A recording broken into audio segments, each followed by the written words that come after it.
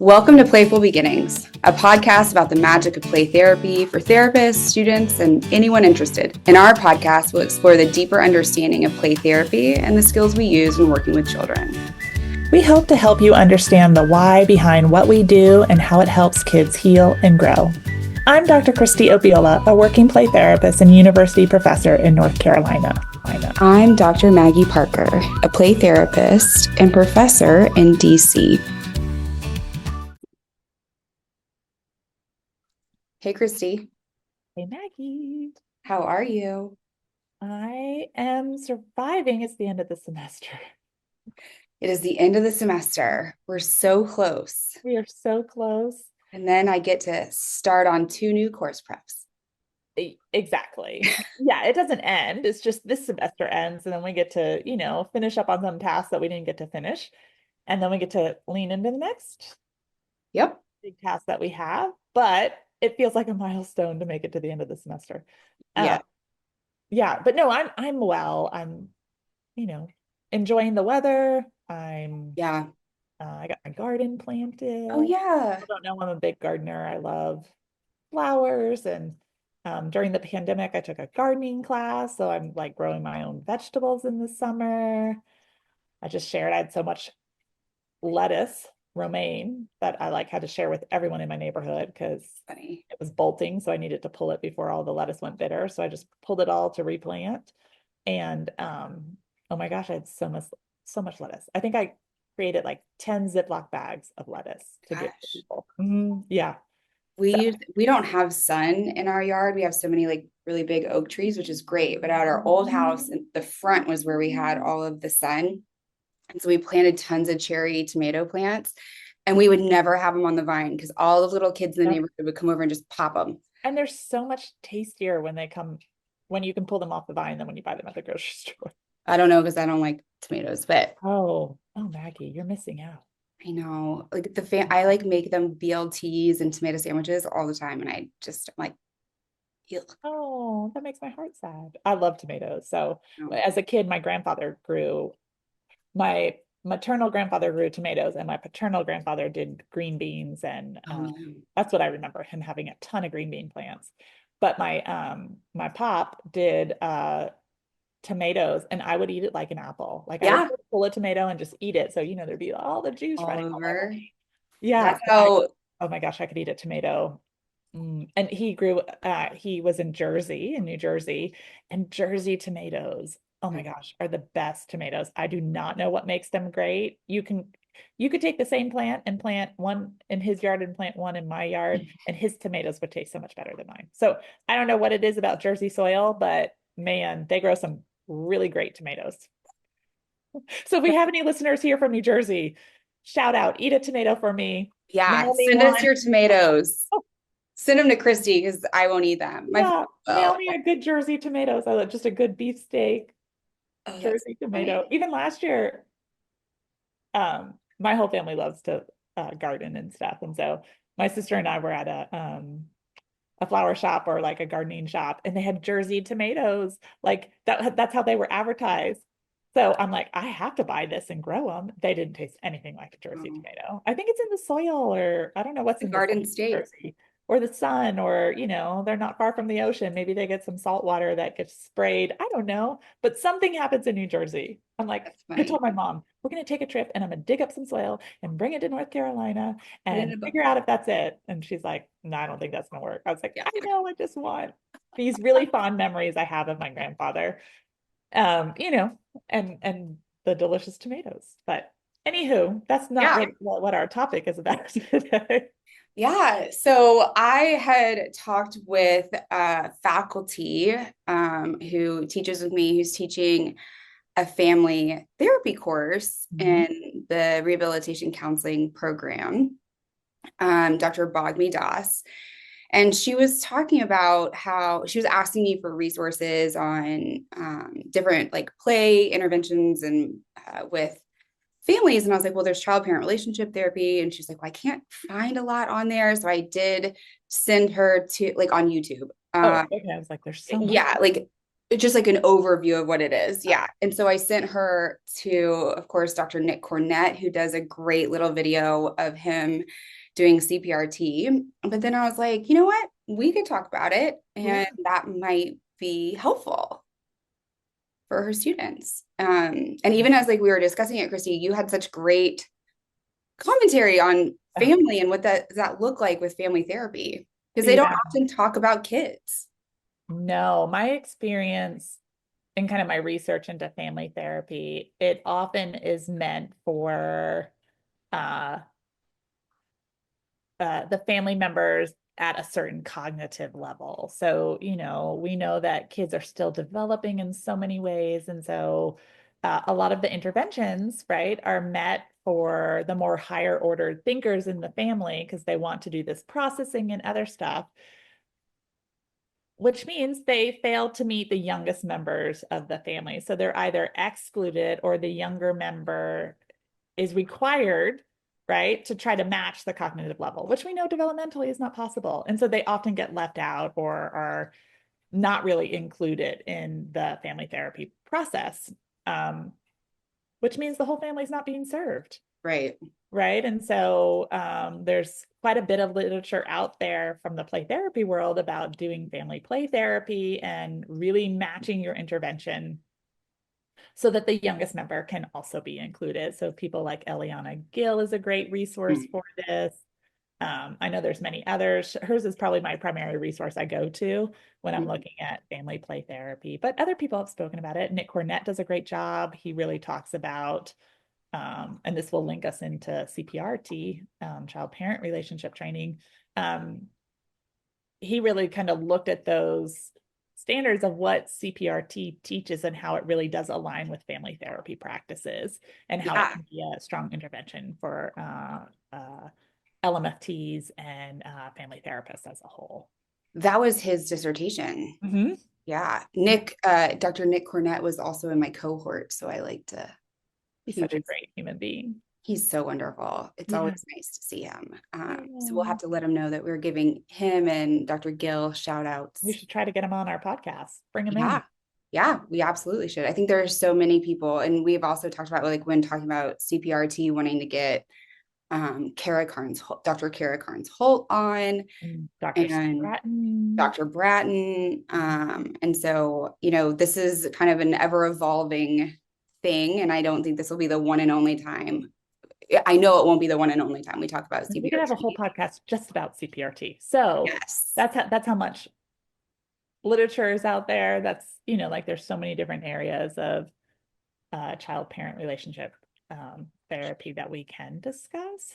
Yeah. But I'm And excited. that's like a big area for you. You teach the course, so you're teaching it Mhm. right now. That was Yep, your dissertation. it is. I don't really have a lot of experience with CPRT. I did it in school and ran a group, and then I've run a couple groups since then, Yeah. but not to the level that you have. And so I'm kind of curious, like what really excited you about it that you were willing to get married to it for your dissertation? Because when you write a dissertation, you are married to a topic for quite some time. You You, live and breathe it. you do live and breathe the topic for a while. I've always really been like family and parent oriented. I um not only are they good resources, but they're such critical components to any type of care you do for a child, right? Children come within a system. We can definitely do interventions with the individual, right? But our interventions become much stronger when the system is involved. And so, and I found so many of my peers were scared to death of parents. Like it just shocked me that people were afraid to work with parents or had such a negative view of parents. And so, um, yeah, I think the other thing that drew me is a lot of people don't know this. One of my colleagues, when I worked in the hospital setting, and I ran CPRT groups before I ever became a therapist. So I was the lay person co-facilitator to the play therapist doing CPRT. So I learned CPRT really before I learned other counseling skills. and co-facilitate it for years in the hospital setting, CPRT groups for um, children and parents, or parents and children who had chronic illness or terminal illnesses, and how do we support them within the medical environment where oftentimes parents feel like their parental role is stripped or minimized, or they lose a sense of, I don't want to say competence, but like value of like what they're offering when their kiddo is so sick. And so that was a big part of it for me, was how do we empower parents Yeah. to, you know, to keep their role, and how do we help them support their children? Because we know parents are so much more significant than any other person that is in a child's life. Um, Hmm. in particular under really high stressful situations, like that parent, like how do I activate this parent and help them support their child? And so I think that's why I was always drawn to CPRT. Yeah. Is it really aligned with my own belief system. It was cool. So if people are not familiar with child parent relationship, um, its history is actually really long. It is a model of filial therapy, which was coined and created by Bernard and Louise Gurney, and really kind of revolutionizing the way we did therapy. Because at the time that the Gurneys were practicing, right, psychoanalysis was really a strong force within the field. And this idea of many of our problems come from our parents or are caused by our parents. And what the Gurneys stated was like, wait, no, we can help parents become the therapeutic agent in their children's lives. If we can help give them a set of skills, we can enhance the system, which would help, right? Like whatever the child was struggling with. So it had as a ripple down. We start at the top, kind of hierarchically, and come down to support every person. And so they were giving away therapy skills, right? They were training parents on some of our foundational play therapy skills to help their kids. Um, and CPRT is a model of filial, and it is a time limited model. Um, the Gurney's model was not time limited initially. And I think still today, it was really based off parent development, which I think there's a time to use that model. But it's really hard to convince parents that they could be in therapy for a significantly long time learning parenting skills, right? Which is where I think Landreth's model, because he was the first to kind of outline it, and then he and um, Dr. Sue Bratton helped to kind of manualize the model in 2006. Um, so it's a 10-week model. Each week, it's a group-based model.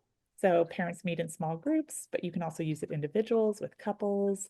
And it's not large group. It's not like you're speaking to an auditorium. 8, right? Ideally, yeah, 6 to 10 parents, 8 being the ideal. And that's not 6 to 8 couples, that's 6 to 8 parents, right? Total. So if you have couples, that's 4 couples Total together. adults in the room, Yes, not minus the including the therapist. facilitators, right? And week by week, it kind of has a building block nature to it where you add a skill each week so you don't over inundate the parent with, right, all of this knowledge and all of these skills that they're supposed to turn around and use immediately with their kids. It is a slow progression. We time limit parents when we want them to use this skill, Uh-huh. so they don't feel overwhelmed. It also helps if something's not working, that then they don't just disbelieve or jump ship and go some other direction, that they kind of stay the course, and you get a chance to work with them before they would practice those skills again and add on the skills for parents. But we teach them, I think it's 6 skills total: reflective responding, limit setting, Choice giving, choice giving, returning. self-esteem building, the idea of encouragement versus praise. Is it reflecting emotions? That we consider That's that part of reflective. reflective responding. Um, that's the first skill we teach. And it might just be 5. We do advanced limit setting, so we stack skills together. So maybe that's the 6th skill. We also talk about other helpful tools for parents, like Mhm. structured doll play and other ways you can incorporate current day information within the model. So when I did my dissertation, I included a lot on trauma, understanding trauma and how that may be playing out for your child and why their responses may not be similar to other children's responses or why they might need a different approach at certain moments, right? As well as the other thing I love about CPRT is it also helps parents grow and it helps enhance their relationships, not only with their children, but I think holistically, because the skills are relationship-based skills. That's what we're Right. teaching parents in this model. And so, Well, what I think is so neat is that, you and I think for you a little less so just because you already had this mentality and a way of being, mhm. but that learning this really shaped how I viewed myself in relationships. And you see that a lot with parents that one, parents are there's no manual. We've talked about that before, and we don't understand child development. We really don't have conversations about it, and we don't know how to respond. So a lot of times, I think in the past we did what our parents did or how we were parented. Now there's this huge social media influence on like how do we parent. And I think this was really innovative. We keep talking about, or we don't keep talking about, but people talk a lot about like gentle parenting and what is gentle parenting. And the way I conceptualize it is really what the Gurneys were doing so long ago, which is how are you responding to your child as opposed to responding to your response? Yes. And like, how are you understanding your child and really starting to flip the way in which we engage with other people and thinking about the ways in which we communicate that I think is so beneficial. Yeah. And even just like having conversations with you about my own children and being like, well, blah, blah, like this is what's happening. And you're like, it sounds a lot like anxiety. And then it's like, oh, yeah, okay. And then I can Well, respond when differently. we swim in it every day, it's sometimes hard to decipher, right? Like Mm-hmm. what's really happening. You're also so emotionally engaged in that relationship that we don't always have like an outsider's view of what's happening. So when, It I feel happens. fortunate that you call and trust me, but I can almost give you like, I think this is what's happened. This is what I keep hearing from you, right? Like, I just wonder if this is more anxiety and you're feeding into anxiety instead of like helping to like set the Create the tone boundaries about around how it. to manage anxiety. But I think that's what makes CPRT so great is that if the parents like in this group, like it's so multifaceted, right? Because if you can start to allow yourself to feel vulnerable in this space, Yep. then you can like lift up some of your insecurities, hear that you're not alone in those insecurities, and then have each other as well as a professional giving you feedback, not just upon what might be happening with your child and what you could do in response, but like what is happening for you. Yes. And so it's this multifaceted systemic intervention that I think is unique Yeah. and incredibly beneficial that every parent should participate. You can't get that from reading a book. You can't get that from watching a reel. Right. Like you can get understanding of that from reading Right. a book, but like the practical application of that. And often when I think of CPRT, I think we talk about it as a three-tiered model all the time, which is like how we structure it, and kind of how we lay out each session. But I think it's also a three-tiered model in the sense that, right, we're helping to focus on the needs of the child. We're helping to focus the parents on their own parental need and their own self-awareness, right? And how they're meeting that need of their child. And then we're focusing on the relationship between the parent and child, right? So that's the three tiers that I think of. And even when I structure feedback and responsiveness, right? Like we start with how's this impacting your child? What are you noticing on your child? And then I slowly shift into what's happening for you right now? Like, what's going on? I'm noticing you're having a big reaction, or no, what's coming up for you when your child does this? So I really kind of then lean into like self-awareness, how my child is impacting me, how I impact my child, right? Like those internal components, which then helps enhance the relationship. And as we model that for children, right, then our hope, and I think what we've seen in research is that children then model that back, right? Like we build intergenerational impacts of how people relate to each other. Mm-hmm. Well, and I think it's also like three tiered in the sense that first you started as a group, right? So you're focusing on the group and normalization and engagement. Then you're focusing in on psychoeducation and teaching the skills and what does this look like, and experiencing and processing that. And then it's supervision. So Yeah. you're bringing in video, like the parents bring in videos each week of them engaging in these 30-minute sessions. And then you're giving feedback and encouragement, really focusing on what they're doing well and things that they could try, as opposed to like, that was terrible. No parent wants to hear that that was terrible. And But and here's so the thing. Here's the reality, Maggie. So many parents already hear that. yeah. So Oh, many we parents already think already it. feel judged and devalued and incompetent, right? Because they hear that from their community, and it's in both like overt and covert ways. So like sometimes people actually say that to parents, like they